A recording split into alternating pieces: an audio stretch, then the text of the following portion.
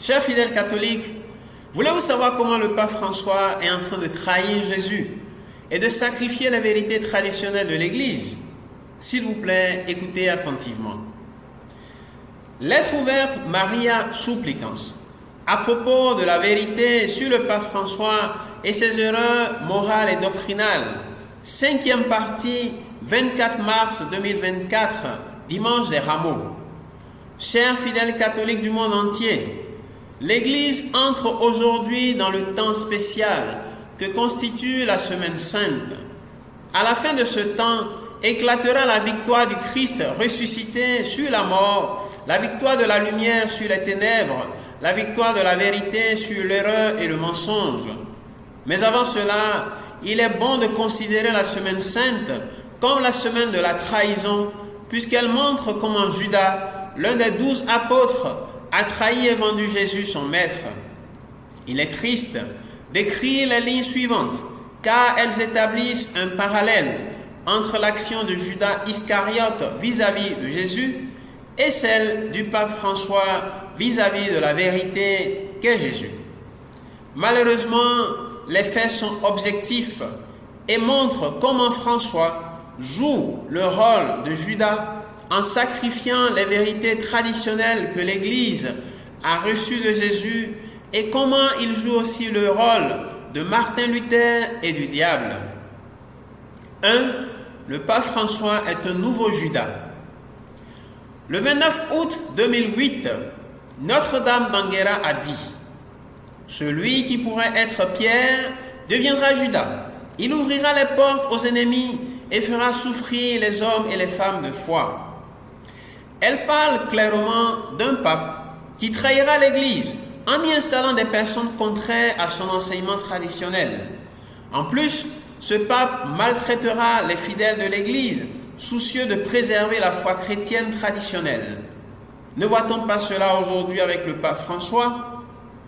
Dans les nouveaux statuts de l'Académie pontificale pour la vie, qu'il a publié le 18 octobre 2016, il a supprimé la déclaration par laquelle les membres s'engageaient à défendre la vie conformément à l'enseignement traditionnel de l'Église. Après avoir renvoyé de l'Académie pontificale pour la vie en 2017 et de l'Académie et de l'Institut pontifical Jean-Paul II d'études sur le mariage et la famille en 2019, les personnes considérées traditionnalistes, il y a nommé des gens qui rejettent l'enseignement traditionnel de l'Église. Vincenzo Paglia, acte homosexuel, euthanasie, fécondation in vitro. Mauricio Chiodi, acte homosexuel, contraception, fécondation in vitro.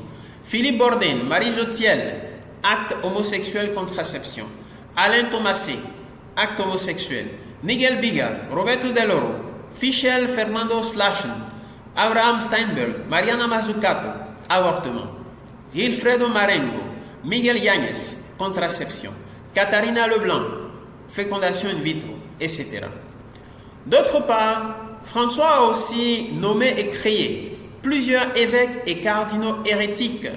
Jean-Claude Hollerich, SJ, jésuite, Robert McElroy, Victor Manuel Fernandez, John Stowe, etc.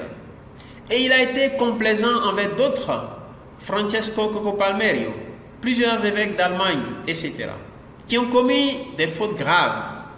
Il a ainsi rejeté les canons 276 paragraphe 1, 351 paragraphe 1 et 378 paragraphe 1 qui insistent sur l'importance de choisir et de nommer des personnes exemplaires dans les vertus humaines et surnaturelles, c'est-à-dire des modèles de sainteté, de piété, de zèle apostolique et de fidélité à la doctrine chrétienne.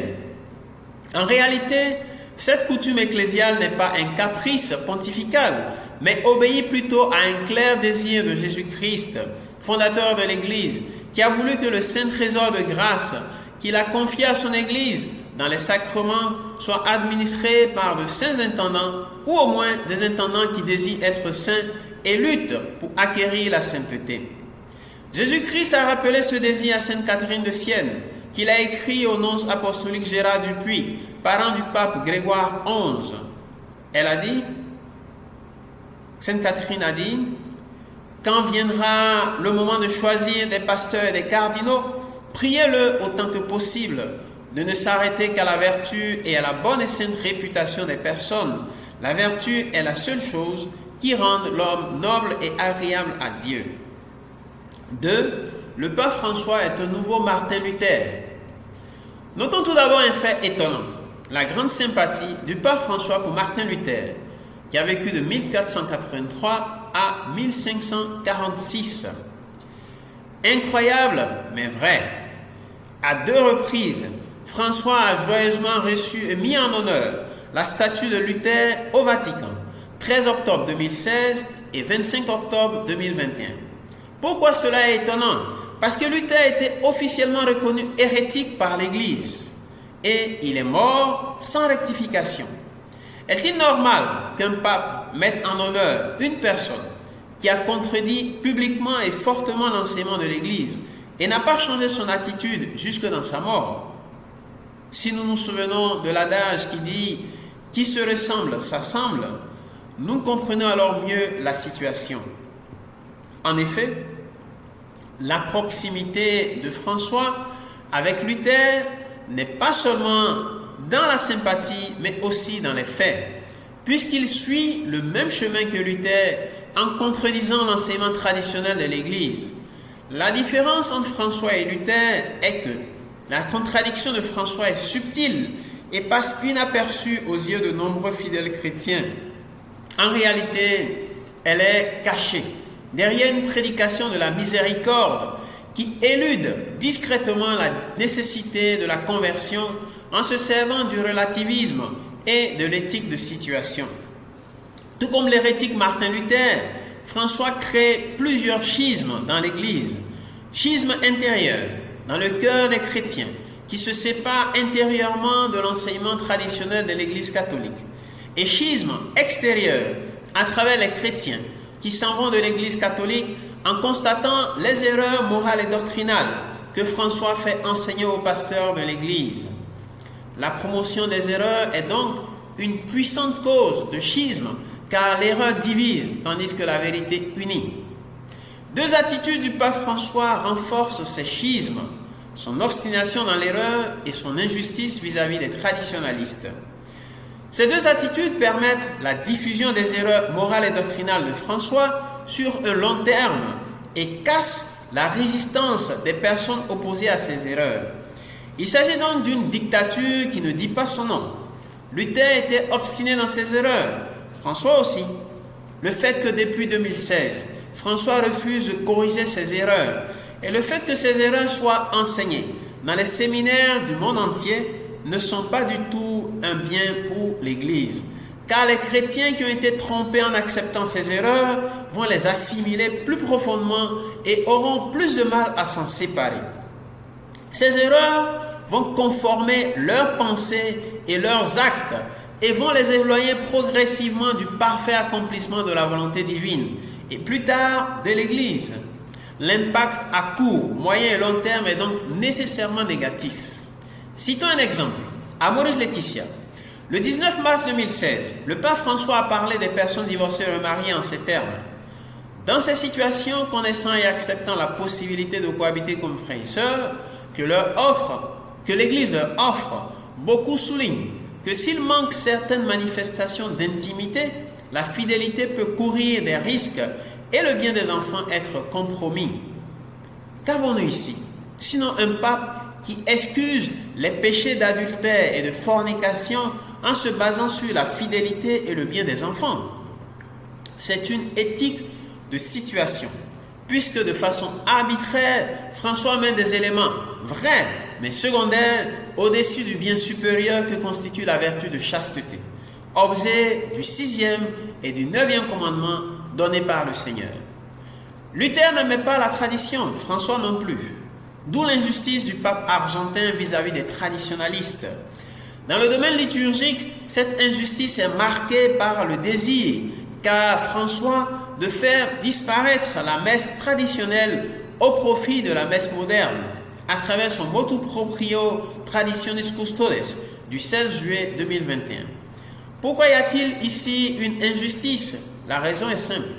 Aucun apôtre n'a reçu de Jésus la messe moderne exactement comme elle est célébrée aujourd'hui. En fait, les 12 apôtres ont reçu de Jésus le noyau principal que constitue la prière eucharistique de consécration qui transforme le pain et le vin en corps et sang de Jésus, unis à la préparation que constitue l'écoute et l'explication de la parole de Dieu. Dispersés aux quatre coins de l'Empire romain, ces apôtres ont créé une belle et magnifique variété de traditions liturgiques orientales et occidentales. Si en Orient, plusieurs traditions liturgiques coexistent pacifiquement, cela est aussi possible en Occident. C'est cette magnifique paix liturgique entre le rite pré-Vatican II et le rite post-Vatican II que le pape Benoît XVI avait obtenu grâce à son motu proprio Summorum Pontificum du 7 juillet 2007. Dans le domaine moral et doctrinal, l'injustice du pape François frappe ceux qui s'opposent publiquement aux nouveautés de son magistère. Par exemple, Raymond Leo Burke, Joseph Strickland, Tullio Rotondo, John Rist, Joseph Seifert, les trois ermites d'Écosse, Stephen de Kerdrell, Colette Roberts et Damon Kelly, etc. Or, dans le même temps, il concède une impunité à ceux qui contredisent publiquement l'enseignement traditionnel de l'Église. Par exemple, Walter Casper, Francesco Coco Palmerio, Christophe Schönborn, Peter Tuxon, James Martin, SJ, Société de Jésus, c'est-à-dire jésuite, etc. Par exemple, en juin 2017, selon plusieurs sources fiables, la police a pris le cardinal Francesco Coco Palmerio en flagrant délit de participation à une fête homosexuelle avec consommation de drogue organisée dans un appartement du Vatican. Ce cardinal est demeuré l'ami du pape François et n'a reçu aucune sanction. Or, le 20 novembre 2023, selon plusieurs sources fiables, le pape François a dit « Le cardinal Burke est mon ennemi, c'est pourquoi je lui retire son appartement et son salaire. » L'inimitié vient du fait que Burke a plusieurs fois critiqué publiquement les erreurs morales et doctrinales de François. 3. La troisième et dernière partie. Le pape François est un nouveau diable. Il n'y a aucun doute que la phrase précédente est choquante, mais il faut laisser de côté les émotions et analyser scientifiquement les erreurs de François pour comprendre que cette phrase est parfaitement justifiée. Avant cette analyse, écoutons deux messages de Notre-Dame d'Anguera qui vont certainement pétrifier ceux qui ne le connaissent pas. L'humanité sera surprise par la présentation d'un homme qui semble être bon et il en séduira beaucoup par ses tromperies, car ses actions viennent du malin. Beaucoup verront en lui un sauveur et il parviendra à rassembler autour de lui un grand nombre de personnes. 10 avril 2007.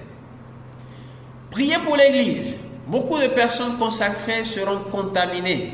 Elles renieront les dogmes et surtout elles se détourneront de la vérité.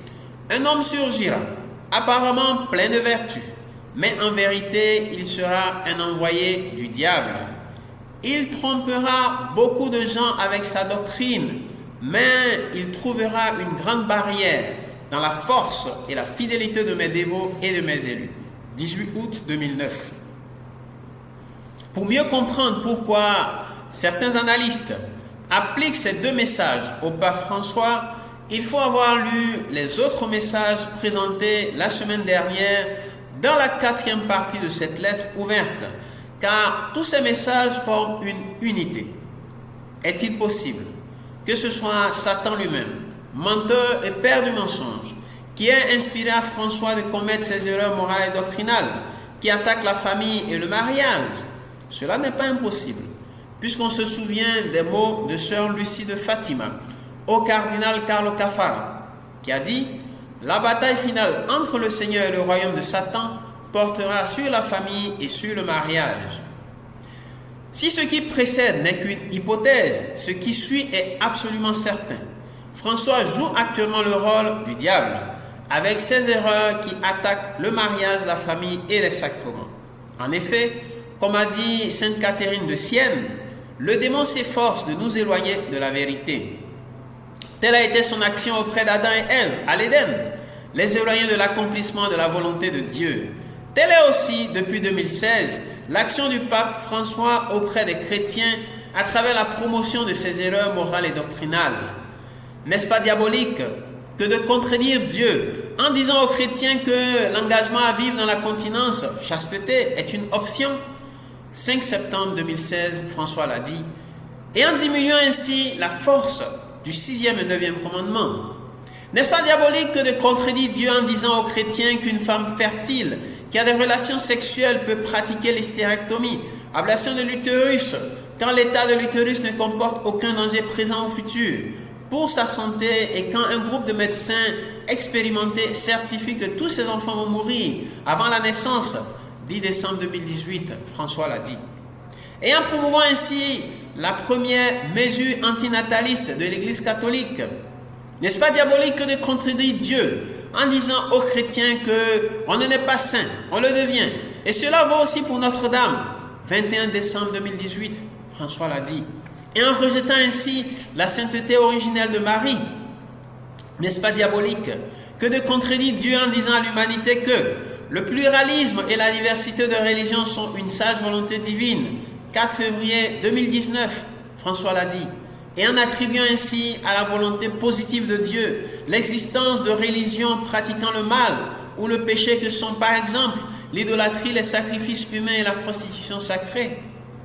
N'est-ce pas diabolique que de contredire Dieu en disant à l'humanité que ce que nous devons faire, c'est une loi de cohabitation civile pour les personnes homosexuelles, 21 octobre 2020, François l'a dit. Et en s'opposant ainsi à Saint Jean-Paul II et à Benoît XVI, qui ont dit que tous les chrétiens doivent manifester leur opposition personnelle absolue à ce genre de loi, sinon ils commettent un acte gravement immoral. N'est-ce pas diabolique que de contredire Dieu en disant aux chrétiens que tous les politiciens catholiques publiquement pro-avortement peuvent recevoir la Sainte Eucharistie sans nécessité pour eux de rejeter leur attachement à l'avortement, 15 septembre 2021, et en s'opposant ainsi à la tradition chrétienne et au code de droit canonique qui interdisent clairement une telle pratique? N'est-ce pas diabolique que de contredire Dieu en demandant aux prêtres de bénir les couples en situation irrégulière et les couples de même sexe, 18 décembre 2023, et en désacralisant ainsi la bénédiction chrétienne par l'invocation du Saint-Nom de Dieu sur des couples dont le fondement est l'adultère, la fornication ou la sodomie? Enfin, le refus notoire de rectification de la part du pape François nous oblige à nous souvenir des mots suivants des saints. Saint Augustin d'Hippone, il a dit: Humanum fuit errare, diabolicum est per animositatem in errore manere. C'était humain de se tromper, c'est diabolique de rester dans l'erreur par animosité. Saint Bède le Vénérable: Humanum est peccare, diabolicum vero est perseverare. Il est humain de pécher, mais diabolique d'y persévérer. Saint Pierre d'Amiens: Peccare quipe humanum est, peccatum vero defendere diabolicum est. Il est évidemment humain de pécher, mais défendre le péché est vraiment diabolique. Saint Bernard de Clairvaux: Non humanum tamen, sed diabolicum est in malo perseverare. Ce n'est cependant pas humain, mais diabolique de persévérer dans le mal. Sainte Catherine de Sienne: Péché est une chose humaine, mais persévérer dans le péché est une chose démoniaque. Maintenant, il n'y a donc plus aucun doute que les affirmations audacieuses faites plus haut sont bel et bien certaines. Le pape François joue actuellement le même rôle que Judas, Martin Luther et le diable. La semaine prochaine, nous verrons, dans la dernière partie de cette longue lettre de Carême, les raisons pour lesquelles François est probablement un membre de la maçonnerie ecclésiastique ou est influencé par des ecclésiastiques qui en sont membres. Signé votre frère africain, Père Jean-Vier Benou, nom de plume, faveur Jesus Mary Missigbeto. Mail, faveur jmm@gmail.com. présent avec le nom That Jesus Mary sur Facebook, YouTube, Twitter, Truth, Threads, Instagram, TikTok et SoundCloud. Que Dieu vous bénisse.